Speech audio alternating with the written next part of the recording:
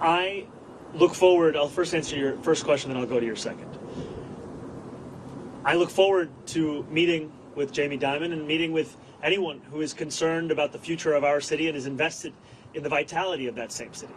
And these are not very different from the conversations I had over the course of this campaign with many business leaders who, while we may have disagreements on fiscal policy, we also found many areas of agreement as to what the city actually needed.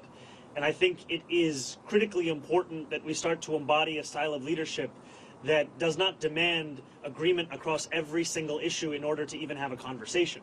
We need to be able to deliver for New Yorkers, and that means to meet New Yorkers, even those with whom we have any disagreements. So I look forward to having those kinds of meetings, be it with Jamie Dimon or be it with other business leaders, and continuing to show that our affordability agenda is an agenda that would also benefit businesses across the city. Because what I've heard from many of those same business leaders is that the inability for city government and state government to provide universal child care has led to businesses sometimes having to provide stipends to their own employees given the expense of that child care. Makes sense because child care in this city costs an average of $22,500 a year, which is a burden that many families cannot bear.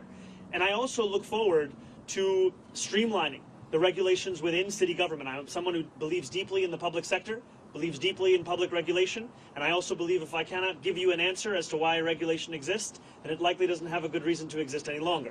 And that extends to when a restaurant owner told me of the $25 a year he has to pay the city for the right to sell a frozen dessert. And it also extends to the way in which we fine and fee small businesses across the city, which is why we've committed to cutting that in half.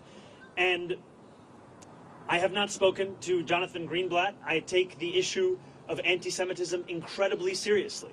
And last night in my speech, I spoke about how my city hall will stand steadfast with Jewish New Yorkers in fighting the scourge of anti-Semitism across the city and making that clear in the actions that we deliver on from January 1st. And I look forward to working with Jewish leaders across this city, whether they be elected officials, whether they be rabbis, whether they be community leaders, to deliver on the promise of not just protecting Jewish New Yorkers, but celebrating and cherishing them in this same city.